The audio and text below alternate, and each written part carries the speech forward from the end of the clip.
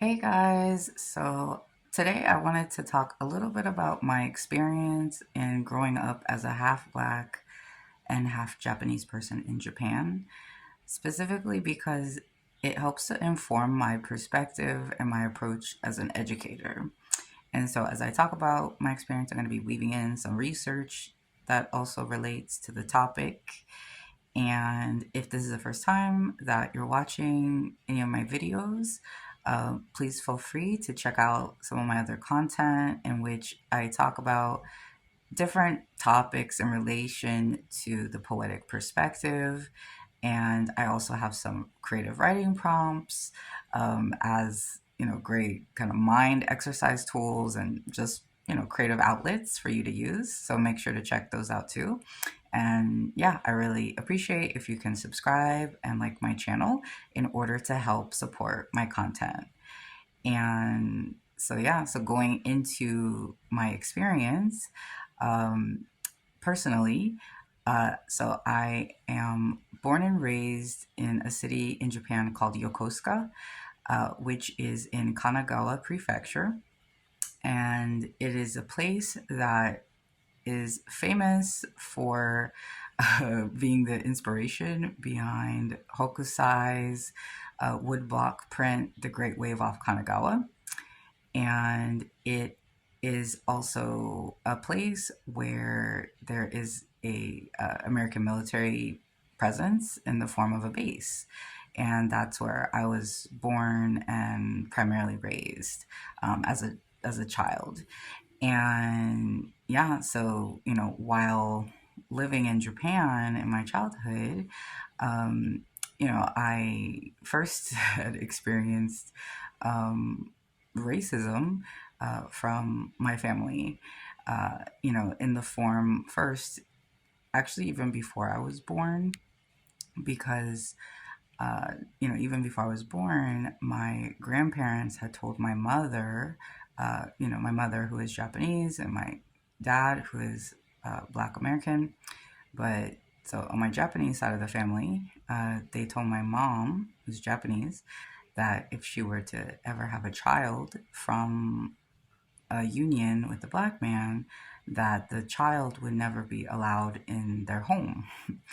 And so, true to their word, even though I, like I said, grew up as a child in Japan, I wasn't allowed to go to my grandparents' home, because if I did, then, you know, their neighbors or people who they know or associated with,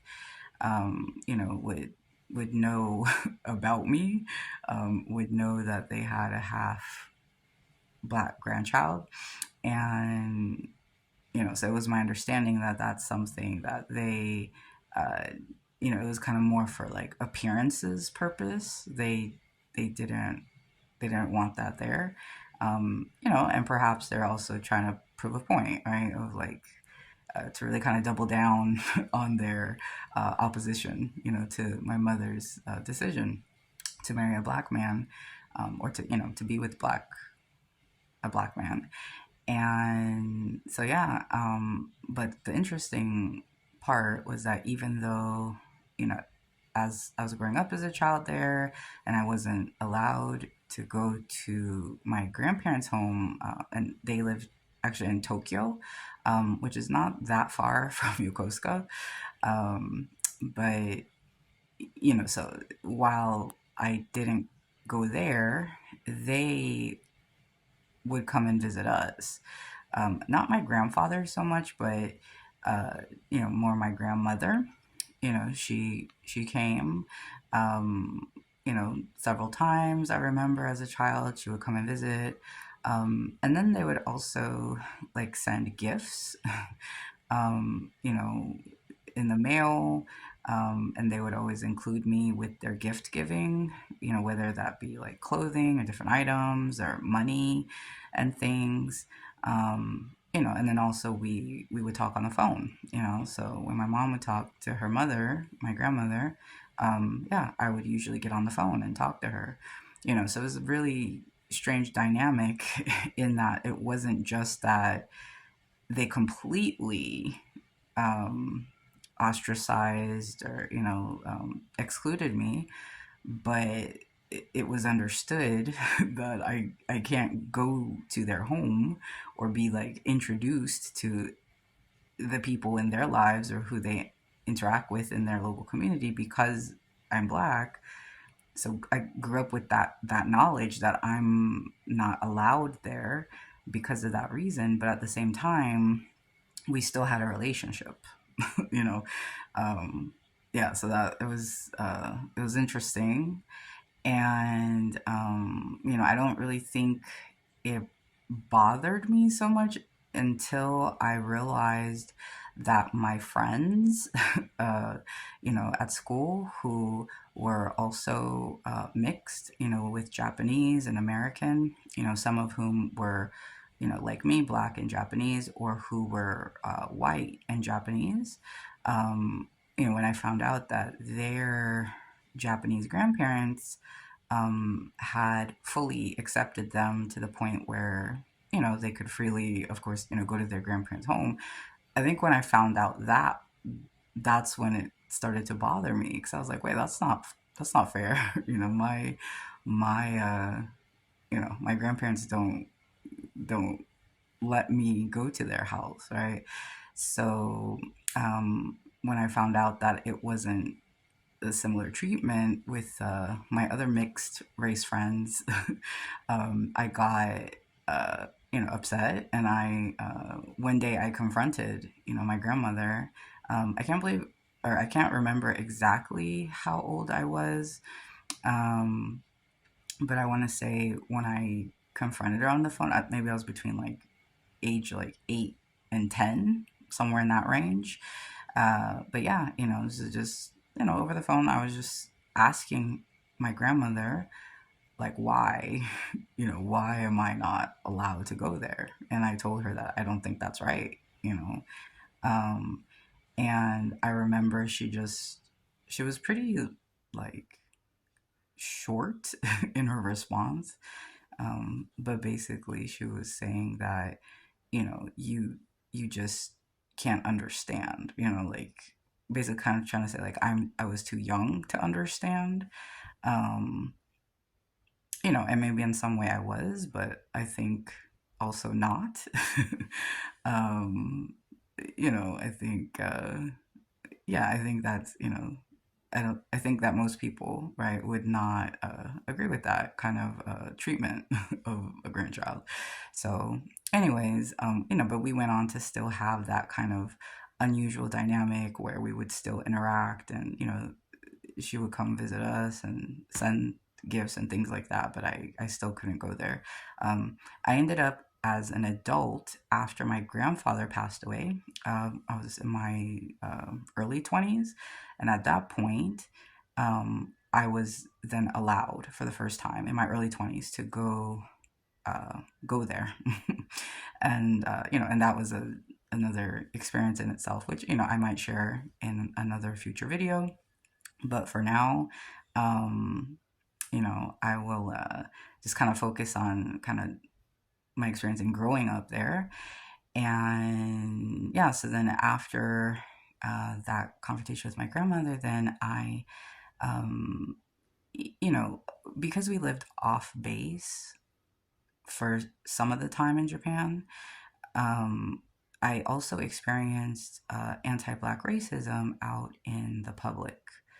And so again, while we were on base in the military housing, of course, it's a much more diverse American, um, population there. So anti-Black racism wasn't really as much of an issue. Uh, but it was when I would be out in public in Japan, where we lived, when I would experience it from strangers too, in addition to family. And so, so for example, I remember there would be like a man who would be near the bus stop where I would go to take the bus to go to school. And, I would see him regularly just because he would be also, I guess, in the same commuting schedule. And yeah, he would, make comment about basically saying comments relating to being like from the jungle, or kind of like monkey level type of, comments towards me. And then I remember also, experience of like this like old like elderly woman who was like really kind of afraid of me. uh you know and kind of like acted upon that. And then I remember, there was also a time where there was uh, a very drunk man at the zoo one day, and he was walking around with a group of his friends, or whoever. And when he saw me, he pointed to me, and he was drunk, so he's being obnoxious anyway. But then he just like said out loud and yelled like, "Oh, there's a gorilla," you know. And so that was, for me personally, the tint or the style of racism that I personally experienced in Japan was not just that they had stereotypes, or those kinds of prejudices towards Black people, but it was on the level of like not even being human. Which of course is a major problem. But then, in order to help combat this you know kind of dehumanization that I was experiencing through these kinds of treatments, my mother, who was a practicing Buddhist, also as I grew up, she taught me about a Buddhist parable called "The Dragon King's Daughter." And the Dragon King's Daughter is a parable in which, the story goes that it is a half beast or half dragon girl, who's 8 years old, who lived at the bottom of the sea, of the ocean. And, she had learned about, Buddhist teachings, and she was very capable. And so, kind of in front of the eyes of all of these other very learned men, who were, hearing about her, they held on to previous, kind of discriminatory ideas of who can attain enlightenment, or who can attain Buddhahood, or who was considered a Buddha, in that time, or in previous teachings prior to the Lotus Sutra, which is the teaching that she appears in. And so prior to Lotus Sutra, it was said that women, could not attain enlightenment, or it was said that people of certain types of stature or learning couldn't attain enlightenment, or people who didn't go through certain kinds of like kind of more esoteric, or more like austere practices, also couldn't attain enlightenment. you know Anyway, they were all saying that there were like caps or limits on like who could attain enlightenment, who couldn't. And primarily, of course, in the time, they said it was just men. And so, not only was the dragon girl female, but she was also half beast, or, and she lived at the bottom of, the ocean. And so it was just like she had basically all the odds against her in their minds. But, in front of them, she said, just watch, watch how, I'm going to attain enlightenment right before your eyes. And so, she demonstrated through her life and through her own wisdom. She taught, what it looked like to attain enlightenment in one's present form, and she, represents also this Buddhist principle called the mutual possession of the 10 worlds, which is basically this idea that in any of our circumstances, no matter what life state we are in, we can all equally attain Buddhahood, or that we are all worthy of respect. And, as this chart shows, the big light blue circle represents a moment of life, right? And so this is showing that even in just one single moment of life, there are all of these potentials that exist of, whether in like the red circle, um, you know, is like this life state of hell, which has certain characteristics, or, if you're in the state of hunger or animality or anger or heaven or learning or, bodhisattva or Buddhahood, regardless of what life state, you are in, at any moment, you can illuminate that life state with the world of Buddhahood.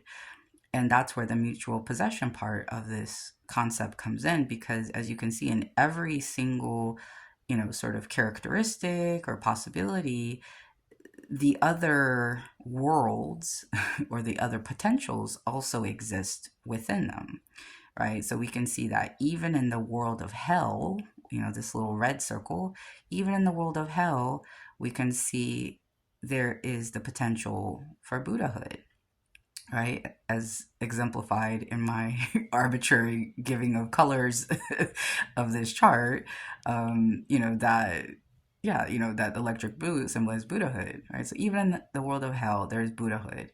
And then conversely, even in the world of Buddhahood, there is this state of hell, so this just represents again, it basically doesn't matter, your background, where you come from. This revolutionary teaching is saying that actually, as we are, we are, have the potential, for enlightenment.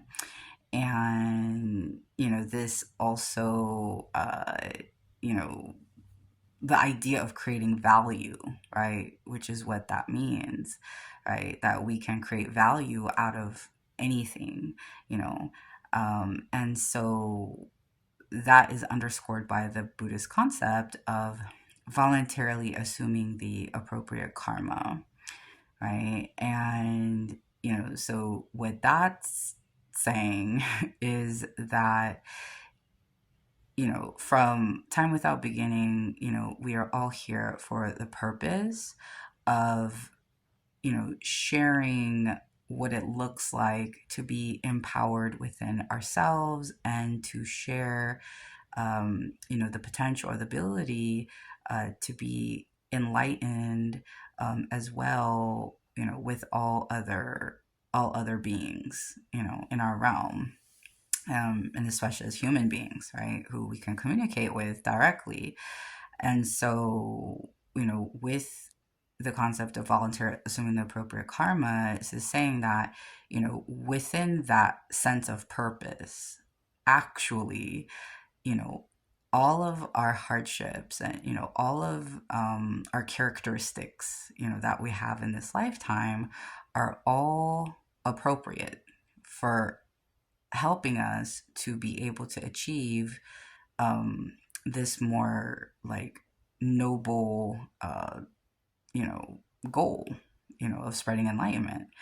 And so then that means that even, when we are treated unfairly, we are able to then have the potential, at least, to transform that, and then to use that, to develop, of course, empathy, but then also as a tool, to help inspire other people, to show them what it looks like, to transform uh, whatever set of circumstances or hardships, that we may encounter. So for me, as a child, learning about these principles, like, the 10 worlds, and voluntarily assuming the appropriate karma, and the example through the parable of the Dragon King's daughter, it really helped, how not only how I navigated and processed my own experience in facing, racism, but also helped me to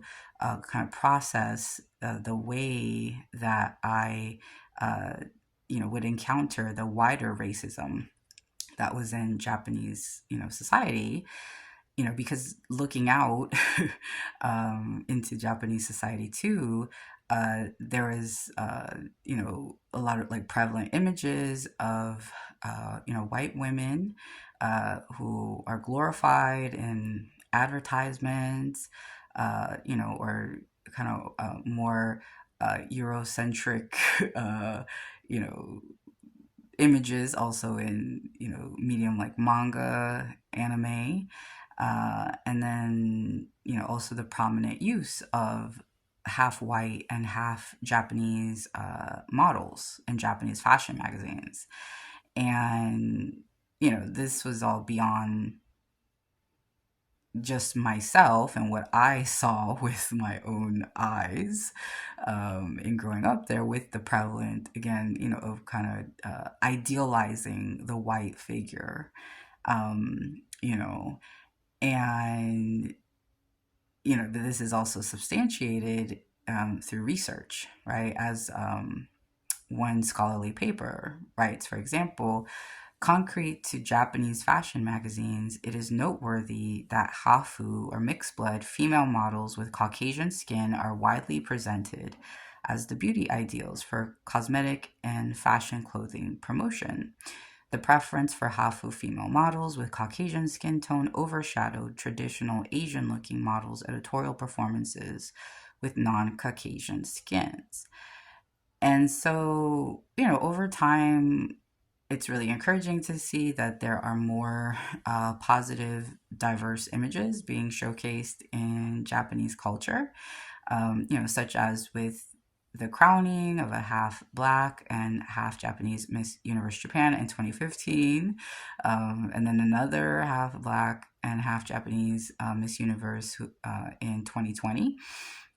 And then also, seeing the rise of the Black and Japanese, the Haitian and Japanese tennis star Naomi Osaka, right? And so, but even with seeing these kinds of images, positive images, I'll say it that too, of a non white, uh, you know, figure in Japanese culture, there's still evidence that there is a prevailing preference for whiteness within, not everyone, but a lot, of Japanese culture.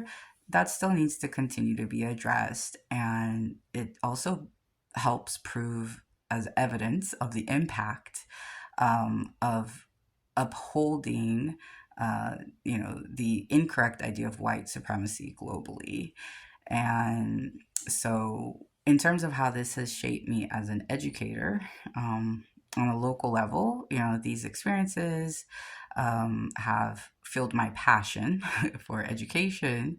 And so, for example, while I was working at a public library in Florida between 2015 and 2017, I observed a group of children who would attend the library. Um, and this library was in a predominantly black neighborhood.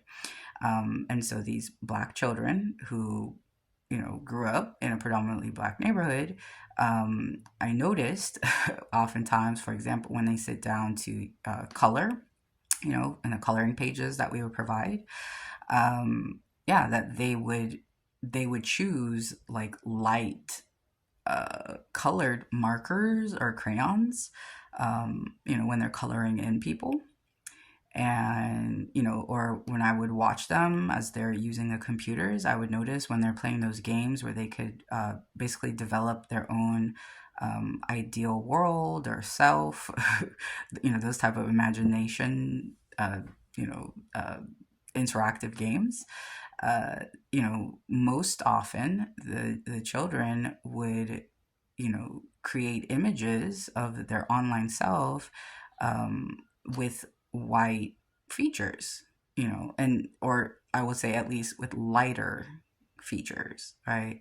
And so even if it wasn't like a blonde hair, blue eyed, Caucasian image they would create an image, most times that with a much lighter skin tone than their own, with more Eurocentric features or Caucasian features than their own, and whatnot. And so that was a pattern that I began to notice in these children, and it was so amazing to me because this is again this is not Japan at this point. This is in the United States, in a majority black neighborhood, and so where are these children getting that from, right? And then also this that was in the year like 2015 to 2017, right? And so for those people who would like to say that these kinds of things are just living in the past, that's simply not true. And so then it just goes to show how these kinds of ideas get passed on from generation to generation, and still have a hold not only in pop culture, but also in what these children are learning in school, right, in their history books, in their textbooks, or what they're not learning enough of, right, in school, in terms of learning about their own people and cultural history, and rather in favor of centering white culture, right? And so this is a result of misguided efforts that kind of bow down to political pressure at times or power, and that truly doesn't respect Black children's cultural history. And so my own observations of the children uh, while I worked at the library, also reminded me of the famous, previous psychological research that had been conducted, like the doll test, right, with Black children, in which the wider societal glorification of the white figure in an unbalanced manner has negatively impacted Black children, as the research showed that the results of doll studies were clear. A majority of the Black children had a preference for the white dolls. When the children were asked which doll they preferred and which was nice and pretty, the majority of the kids attributed positive characteristics to the white dolls. The negative characteristics, however, were primarily attributed to the Black dolls. And so while I was at the library and observed through my own kind of informal, research, of noticing how the children had a I won't say all the children, I'll say a lot of the children, or the majority of the children, based on their behaviors, you know, um, that I mentioned, their preference for whiteness, that it was subconscious, right, in them. So then I decided, okay, so like, what am I gonna do about it, right? And so I did it with small steps. So one of the things I did was that I would sit down together with the kids who would be coloring or doing those kinds of activities, and for the ones who were picking the lighter color, like a beige kind of color, even though maybe they were darker skinned, I would encourage them, like, hey, like, what about this brown marker? Like, it's so beautiful, or this brown crayon or whatever. So I would try to help them form a more positive association with the darker tones in their coloring. And also then later, I created a poetry, rap, and martial arts program for the kids of that specific neighborhood, so that they could center their own voices and image of Black people, so that they could see the glory in themselves, essentially, both individually and culturally. And also through, learning about poetry, or using poetry, and learning about hip hop, and using that as their creative outlet, um, because of the nuances that exist in poetic language through helping kind of them to train their own minds, right? Being able to detect nuance. They're also more equipped, with critical thinking skills, to help identify underlying patterns that are underneath everything, but that also include patterns of things such as racism, right, that run throughout their society and their environment. And so, I'm so happy that, now, increasingly in more recent years too, we're seeing, more images of Black figures in American culture, which is significant because, again, because we were typically seen as beneath, or less than, historically. So it's only fair, right, that we see this abundance of Black figures being elevated in our modern society, because that is a form of justice and the universe correcting itself through our own efforts and through glorifying our own image. And in terms of how we see ourselves, the great American writer Toni Morrison wrote in her book Beloved, she told them that the only grace they could have was the grace they could imagine, that if they could not see it, they would not have it. And the great American master painter, Kerry James Marshall, has said about his own artistic approach: if I want to be competitive without reinforcing the dominance of the artists who are doing their own thing, then I have to figure out how to project the image that I want to see represented in the world with the same kind of force, with the same kind of complexity, with the same kind of integrity. And so I think this kind of world building that both Toni Morrison is speaking on through, the literary arts, and how, Kerry James Marshall is speaking on it, through the visual arts, can be applied to our own literal world building in our own lives and in society. And this idea of coming up from behind after being counted out and systematically put down is the ultimate underdog story, right? And that can inspire anyone, regardless of our race or our background. We can find a source of inspiration in that. And that also shows what it looks like to rise up from the bottom, right? So just like the Great Wave off Kanagawa and the Dragon Girl, both who were underestimated by the ignorant and the arrogant, right? But then who rose up above their doubters to show their true power. And like those men on the boat in the Great Wave off Kanagawa, their haters had no choice but to bow with respect. And as we know, the best teaching tool is a good example. And so, accordingly, whenever people have trouble understanding something, we're just going to have to show them. And so that's it for today's video. Again, make sure to like and share if you think that anybody, might find anything in this video useful, and leave a comment. Let me know your thoughts. And until next time, I hope you take good care, and I look forward to seeing you then. Bye.